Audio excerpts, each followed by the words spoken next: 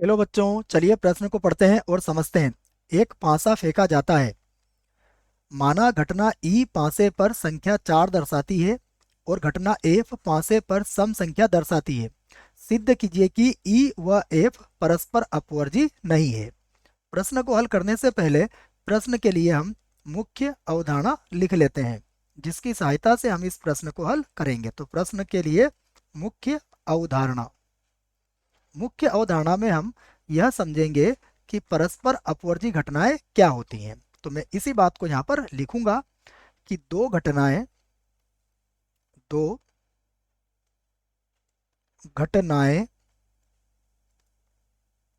ई तथा F E तथा F परस्पर,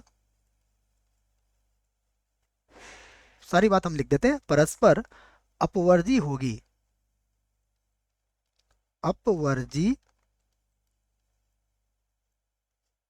होगी यदि, देखिए, दो घटनाएं परस्पर अपवर्जी होगी यदि ई इंटरसेक्शन एफ हमें किसके बराबर मिलता है?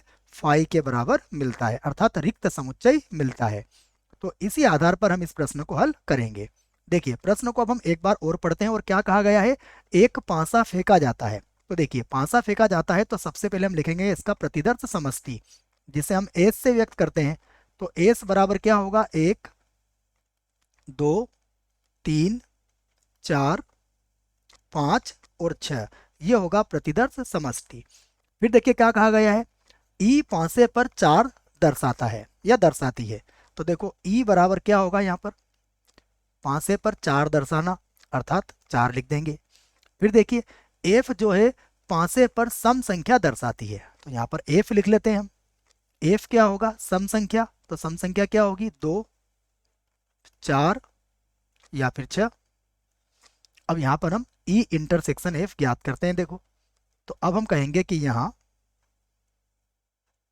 यहाँ ई इंटरसेक्शन एफ, देखिए किसके बराबर होगा? दोनों में क्या उभयनिष्ठ है? इसमें भी 4 है, इसमें भी 4 है, अर्थात इसमें उभयनिष्ठ कितना हुआ? 4। तो यहाँ पर देखिए हम कहेंगे कि यह बराबर नहीं है किसके? पाई के, क्योंकि रिक्त समुच्चय नहीं आया।